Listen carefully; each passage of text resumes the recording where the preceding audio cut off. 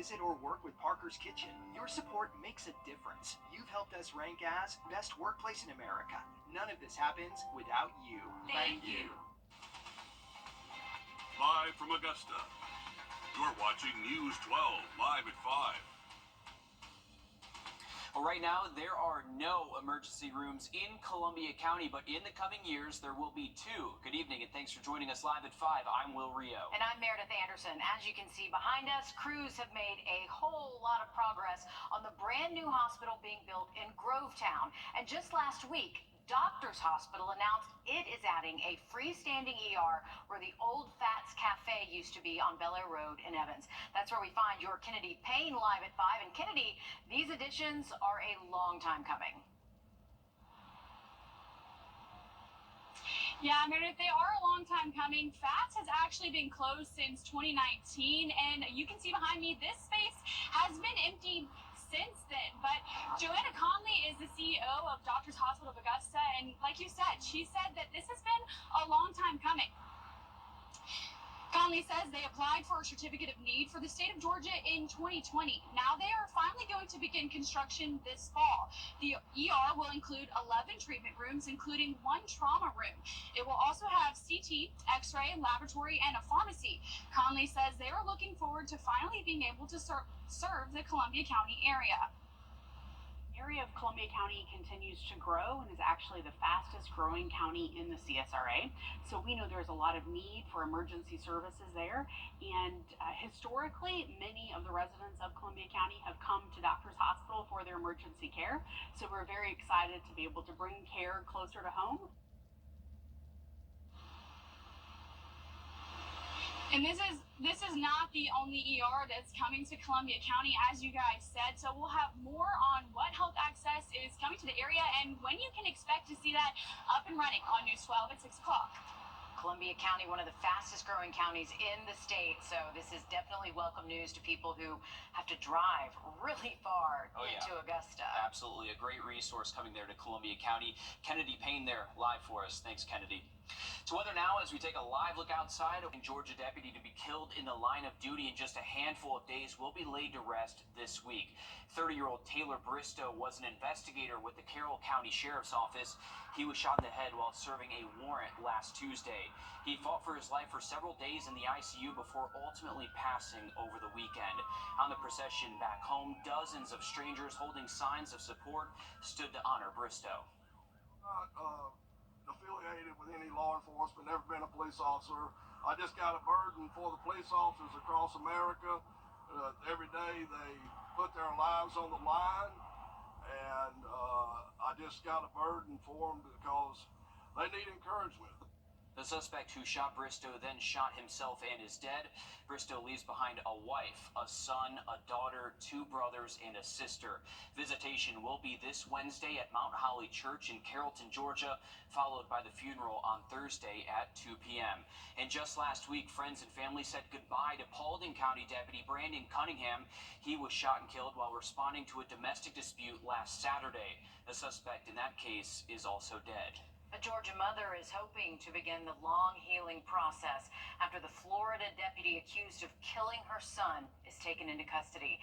Senior Airman Roger Fortson was just 23 years old when he was shot and killed this summer in Okaloosa County, Florida. Now, almost 4 months later, the deputy is facing manslaughter charges. Madeline Montgomery spoke with Fortson's mother, who says this is the step in the right direction. Son, I will hold you in my heart until I can hold you in heaven. That was us when we graduated from San Antonio. A mini museum dedicated to a life taken too soon. It's all Shantamika Fortson has left of her son, Roger.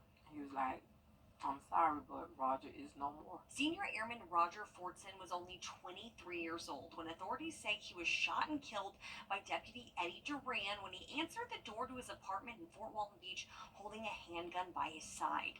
Deputy Duran was at the apartment in response to a domestic disturbance report that turned out to be false, according to officials. When they killed Roger, they took a son, they took a brother, they took an uncle, they took a U.S. airman, They took a U.S. Special Operations Airman. Duran was fired later that month from the Okaloosa County Sheriff's Office, but that was not enough for Fortson's family, loved ones, or even strangers who heard about his story. There was so many people that don't even know me, didn't even know him, that shedded tears. It was so many. And because of those people, I felt like we got what we needed. Duran has been charged with manslaughter with a firearm. The charge is a first-degree felony punishable by up to 30 years in prison. And the most important part, we got it the way my baby would want it. We didn't burn nothing down. We didn't try to kill nobody. We didn't fight anybody. We got it with love. The Okaloosa County Sheriff's Office put out a statement saying, in part, quote, "We continue to wish Mr. Fortson's family comfort and peace as the former deputy's criminal case proceeds." Meanwhile, in South Carolina, the family of a USC student killed by who she thought was her Uber driver says they are relieved her killer's appeal was denied. Samantha Josephson was kidnapped and murdered in Columbia in March of 2019. She was last seen getting into a vehicle in an area known as 5 Points. Hours later, her body was discovered in nearby Clarendon County. Since that day, Nathaniel Rowland has been sentenced to life in prison. Last week, the Court of Appeals rejected his attempt to throw out his conviction after he claimed his Fourth Amendment rights were violated. Samantha's family says they're relieved, but they say they fully anticipate Rowland will file more appeals.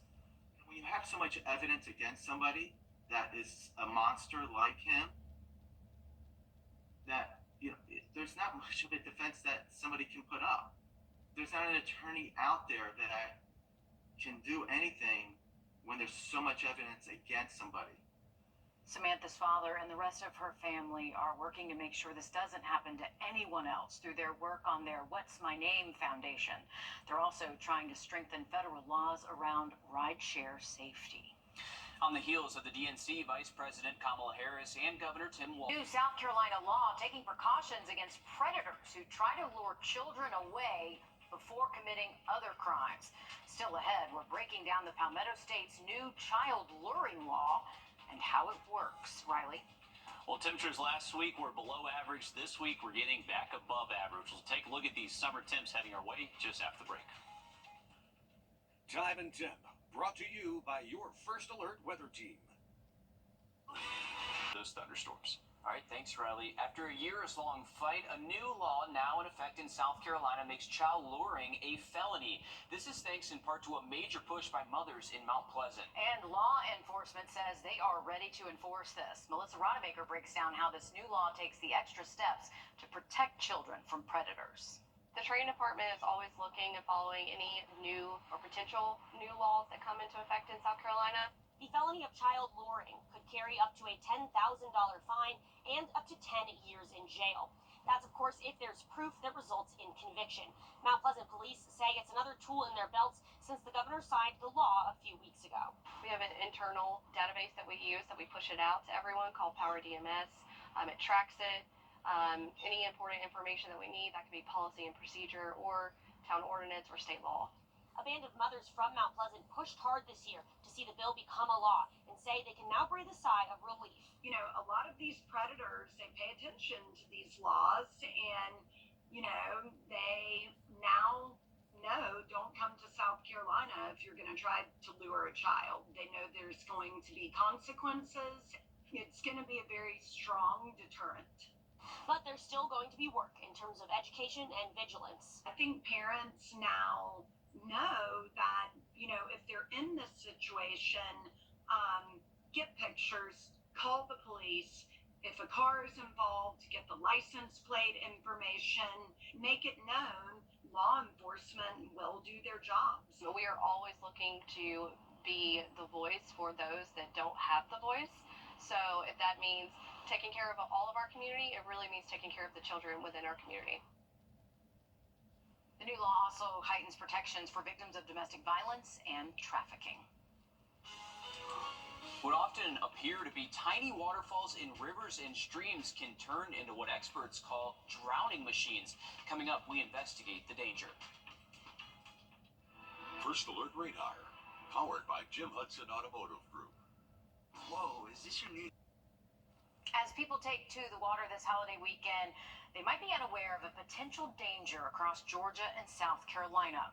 Low-head dams. They're designed to control the flow of water on rivers and streams, but they can create a deadly problem. More than 1,000 people have drowned in low-head dams across the country, but national investigative reporter Josie Sturdman discovered many states are failing to eliminate the risk.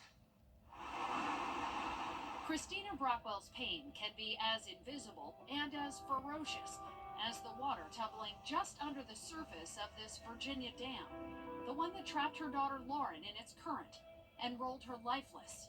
And Lauren's not here.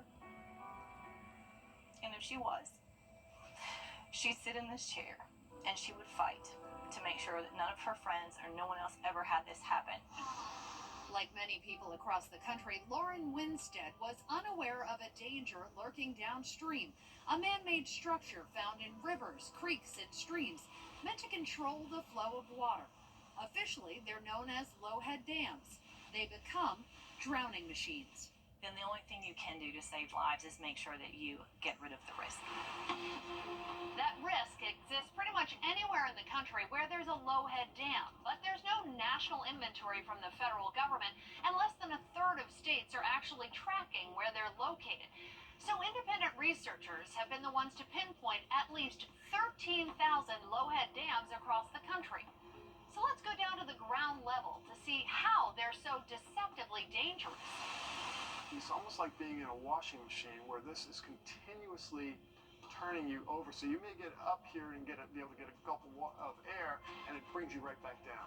Just look how fast the water on the surface is moving back towards the structure. This demonstration from Brigham Young University illustrates exactly how it happens. And when we see the number of drownings, the flags need to go up. This is a real issue. And at a minimum, we have got to make sure that people are educated on how severe this is. I don't care who you are when you're on this job. You have 100% respect for this dam and its capabilities to absolutely annihilate a human life. Brian Enterline has had more than 2 decades to fully grasp the power of a low-head dam. Harrisburg, Pennsylvania, where he's fire chief, has the distinction of having the deadliest low-head dam in the country, with at least 30 deaths, one as recently as April 2023. And it's amazing to me that when you're looking downstream, you don't see any trace of this thing at all. No, you don't. It is just like the horizon, right? In Pennsylvania, signage warning about low-head dams and their dangers is required by state law. But our investigation found that's not universal nationwide, even in states where people have died, including Virginia, where more than 20 people, including Lauren Winstead, have drowned in low-head dams. We're told concerns about responsibility for the dam or liability if something happens can fuel resistance to simply letting people know the risk. You cannot just throw the dice and chance whether or not someone's going to encounter this and possibly die there. After her daughter's death, Christina Brockwell fought to get signage in the last place Lauren could have come out of the water before that friendly float turned all their lives upside down. She would 100% support the changes at the river that we've made so far, and she would want to continue until that dam was not so deadly. Josie Sturdman, on your side. Our national investigative team looked at 25 communities across the country with the deadliest low-head dams and could only confirm about a third of the problematic dams in those areas had been removed altogether or had major changes that eliminated the risk. Breaking news live at 5. One suspect is now facing charges related to dogfighting. This after an investigation by Aiken County deputies and SLED. Just days ago, SLED says a search warrant was served on Colbert Bridge Road in reference to dogfighting and ill treatment of animals. Now, the suspect in this has not been identified, but they are charged with animal fighting / baiting, ill treatment of animals, conspiracy, and improper burying. 12 dogs were also seized from that location. The investigation is still active and ongoing, and if you happen to know anything, contact SLED. You can remain anonymous. Riley? All right, thank you for that, Mayor. We are actually looking ahead tonight to our last 8 p.m. or later sunset until April 17th of next year. So soak it in while it lasts. We do have 8 p.m. or sooner sunsets heading our way tomorrow. Now, a quick look at that 7-day just after the break. When you dig deeper, because getting to the truth is what matters. When trust is earned every day. When being behind the desk just isn't enough. When you know there are problems, but look for those finding solutions. When you're trained to track and sound the first alert and know exactly who is relying on you. That is trusted. That is local. That is News 12. Proud to be recognized with the National Edward R. Murrow Award for overall excellence. Proud to be on your side. Here's a few things I believe. For less, nobody. Trust Chief Meteorologist Riley Hale for your first alert. Parker's House, a home for women, provides security for women as they seek safe and stable housing. Round up at checkout in Parker's Kitchen and we'll match 25% of your donation. You're watching News 12 live at 5. Continues. A police chase ending in a fiery crash on Deansbridge Road, killing 3 people, including 2 Murphy Middle School students. Tonight we're hearing from their mother for the very first time. Good evening, I'm Will Rio. And I'm Meredith Anderson. This happened on the 16th after Georgia State troopers say a Blythe police officer tried to pull over a car for speeding. After roughly a mile, the report says the speeding car crossed into oncoming traffic and hit a truck head on. Live at 5, your Audrey Dickerber joins us live from the newsroom. And Audrey, this is a heartbreaking story with still so many unanswered questions as this investigation continues.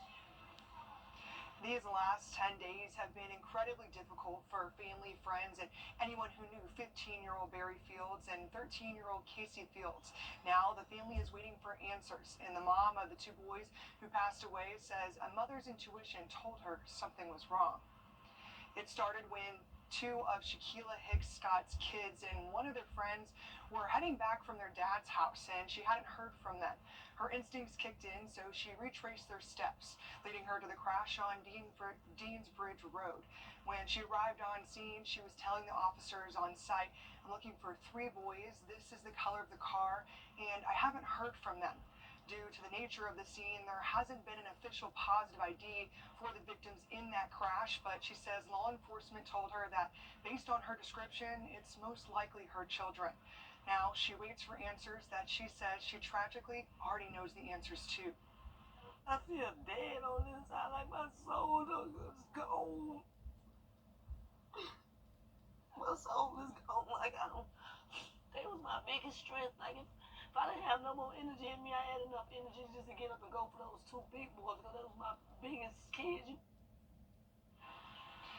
Casey just turned 13 on the 11th, and Barry was supposed to turn 16 this past Saturday. So instead of getting to celebrate her children's birthdays with them, she's now planning their funeral. So tough. You can just feel the mother's pain in that interview. Yeah, Thanks for that update. Yeah, hear it in her voice. Audrey, difficult story there. Thanks for sharing that with us. Weather-wise today, we did start to feel a little bit of chances in just about 10 minutes.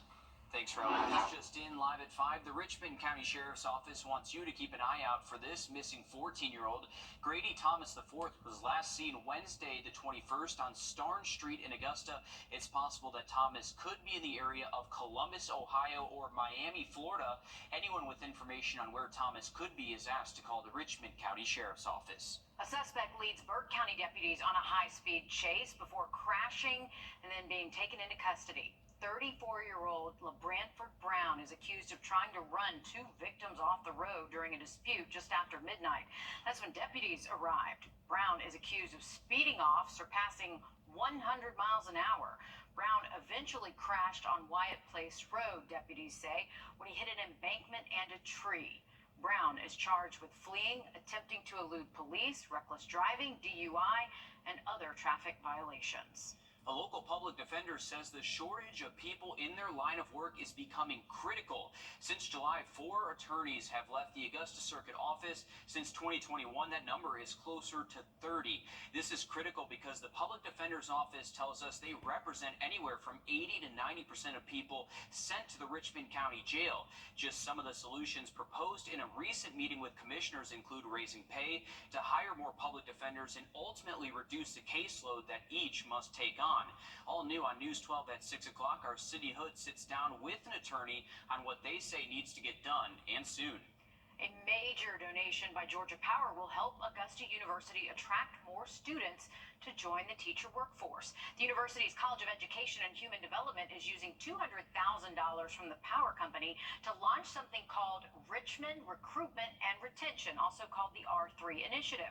A major element to this program is attracting male students, especially male minority students, to a career in education, since AU says nearly 85% of Richmond County students are part of a minority group. Having females is good. You have female students that can look up to you, but having a teacher that is male, if I was a male student seeing a male teacher, and if I had something going on at home that I didn't feel comfortable talking with a female, I have a male teacher that's able to talk to me, especially with a person of color, that comes along with a whole different side of things. Part of that money will also go towards providing partial scholarships to assist teachers in earning a Master of Arts in Teaching degree from AU. Your Hallie Turner will have more on this grant and how it will help, all new on News 12 at 6 o'clock. Students have returned to school during what is being called the hottest summer on record. Soaring temperatures can lead to overheated and distracted kids and less learning in the classroom. Abby Casoras has more on the surprising connection between hot weather and grades. It's back to school time in Georgia. Dr. Cecil Bennett at Noonan Family Medicine says don't think just because your kid is inside, they're keeping cool. At school, air conditioning units sometimes don't work. Classes are overcrowded. This can lead to higher heat indexes within the classroom. The average school building is just under 50 years old. Older buildings can create challenges for learning if they can't keep kids cool. Heat can impact your child's mood, cause learning loss, and impact their test scores. According to a report from American Progress, they found that students taking a test on a 90-degree day are 10% more likely to fail than students taking a test on a 72-degree day. Is just feeling unsettled in the classroom and being distracted because they just feel uncomfortable. Recess sometimes skipped because of high temperatures. Bennett says it's up to teachers to watch students, especially those with underlying conditions like asthma. Children often don't pay attention to the warning signs like sweating profusely or a student acting confused. It's up to adults to watch them and to say, hey, Johnny, Mary, come back, drink some water. Hydration is something that Bennett preaches to parents. In Noonan, I'm Abby Casoras. Thank you for those tips, Abby, and good tips to have, especially for this week. We are cranking up those temperatures for the next couple of days, and rain chances will remain very low. Have a look at that full forecast coming up. And after Debbie brought heavy rain and severe weather to South Carolina's coast, South Carolina DNR is now studying how it might have affected wildlife. How they're doing that next. Time and Temp, brought to you by your First Alert weather team. Join us right here on Ducks until we get late into the weekend. All right, thanks, Riley. Following Hurricane Debbie, South Carolina wildlife biologists are keeping a close eye on special bird species in their habitats. Severe weather and storm surge, they're a big threat for the critters that call the sandbars home. Caitlin Ashbaugh shows us how researchers are hitting the water for conservation. For Janet Tebow, this is a weekly thing. She keeps a close eye, so these little guys always have a safe space to nest. You know, you don't usually see that in the middle of a metropolitan city like Charleston. Crab Bank is a 32-acre bird sanctuary reintroduced to the Low Country in 2021 after the former island went underwater. What to expect? The birds found it right away. They were just waiting for the island to get built. It's now an isolated and protected nesting spot for hundreds of black skimmers, oyster catchers, horseshoe crabs, and pelicans. Impacts from weather like the most recent storm Debbie can bring rough waters to shore. Prior to this year's storms, they tracked 500 total birds and 82 marked fledglings, some that have now left the nest. They mark them and track them with special bands like this, but it's too soon to see where the numbers stand. We'll probably see some different species that colonize the island next year. With the coast changing and more frequent storms and stuff, I think there's going to be need for more refuges for birds and more protection for coastline. Crab Bank is closed to the public from March to October every year. During that time, you're asked to avoid the area or not get too close so you don't disturb the animals ashore. We are familiar with ChatGPT, but there's another smartphone AI chatbot that's stealing some of the thunder even from Google. Jamie Tucker coming up with the app of the day that just might change how you use the internet. First Alert Radar, powered by Jim Hudson Automotive Group. Brandsmart USA. ChatGPT changed the internet more than a year ago, and since then we are running into AI everywhere. Absolutely, and now it's not just ChatGPT getting all of the attention. Our consumer tech reporter Jamie Tucker takes a closer look at the AI app Perplexity. What the Tech, sponsored by Augusta Preparatory Day School. There are no fewer than 24 AI chatbots available now, and if you've used any of them, like ChatGPT, you know how helpful they can be. But this one, called Perplexity, just may be the best of the bunch. Perplexity does everything ChatGPT does, but more accurately, more recent, and, well, more just about everything. Writing papers, blog posts, answering any questions, and it's giving Google search a good run for its money. I'll ask Perplexity how a 45-year-old can gain muscle and lose weight. It returns a well-researched workout plan, along with citations from the websites it pulled the information from, along with links. Google the same question, and you get lots of links to articles. ChatGPT returns a detailed workout and nutrition program, but it doesn't include citations. Perplexity also searches Reddit and X posts and links to them. Another advantage of Perplexity is that it's current, while ChatGPT 3.5 can only search the internet prior to 2021. Suggested follow-up questions seem to be more helpful as well. Perplexity suggested asking how to perform a certain exercise and found YouTube instructional videos.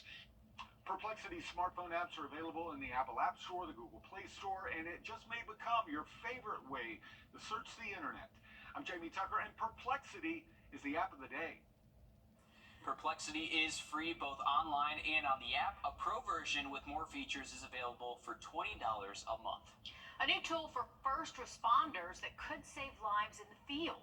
You're looking at the Stryker LifePak 35, a monitor and defibrillator making its way into toolkits across the U.S., including right here in Georgia. The Sandy Springs Fire Department just got their hands on one, and they say it will change the game for how quickly they can treat patients and keep track of their vitals. We would go into a therapy mode, which pulls up our options to do defibrillation, synchronized cardioversion, or pacing. It has a start CPR button here. Shock advised. So instead of me having to select to charge it up, it charges by itself. Everybody clear? Energy delivered. Start CPR. The new system reduces pauses during chest compressions, identifies a shockable rhythm during compressions, and first responders can send data directly from the scene to the hospital. Switching gears to sports, what if I told you there is a high school football team in Hebsba that has never won a game in program history? They haven't, but as Alyssa Lyons tells us, that drought is now over. Hey, that's all thanks to the help of a brand new head coach. The Georgia School for Innovation and Classics is undefeated to start the season. Head coach Arthur Marshall III has taken the GSIC Patriots program by storm. If that name sounds familiar, it's because his dad played wide receiver at Georgia. In his first year with GSIC, he's led the Patriots to wins over Community Christian Academy and Palmetto Christian Academy. It's a dormant football program finally coming to life. The attitude is different, the mentality is different. As opposed to being the hunted, we have turned into the hunters. So I think that the team has really taken on more of an aggressive personality to where we are seeking contact, and we want to play football. We want to play football the way that it's supposed to be played, and I'm not sure it was like that before. The Patriots will be back in action this Friday when they host Jefferson Davis. Coming up at 6 p.m., sports reporter Joseph Doran will have a deeper look into this team's future. Okay, don't forget to scan that flow code for the game of the week. No, Greenbrier isn't on the list this week, but there is South Aiken at Lakeside, Strom Thurmond at Silver Bluff, and Lincoln County taking on McCormick. So still a good group of games. Absolutely. Listen, hopefully the weather will hold up for us this Friday. Unfortunately, it does not look quite as cool as last week, but we're definitely going to feel the heat out there tomorrow. Feel like temperatures close to 100 tomorrow afternoon. Now look at that 7-day just after the break. Okay, here's one. Did you know that? Today is National Dog Day, and what better way than to celebrate and to give a shout out to the dogs of News 12. All right, first, Xfinity, bring on the good stuff. today is National Dog Day, and what better way than to celebrate and to give a shout out to the dogs of News 12. All right, first up, that's you, Will. Yeah, because he just welcomed a new puppy into his family. I can't look at Bo. This is Bo. This is Bo and Stash here. I got now a black lab and a chocolate lab. Bo is going on 12 weeks here, and Stash is almost 4 in November here. So they're just now warming up to each other a little bit. Bo's still in potty training, so it's been a learning experience again, having to relearn that after 4 years with Stash almost. So. Seriously, how cute are they? Good looking pups. Snuggle them. Yeah, Bo's really relaxed compared to Stash, but as a puppy, which you think was kind of weird, right? Yeah. All right, And then we here have you. are my two crazies. That's Hamilton on the left with the sunglasses, Top and gun. that's Mully.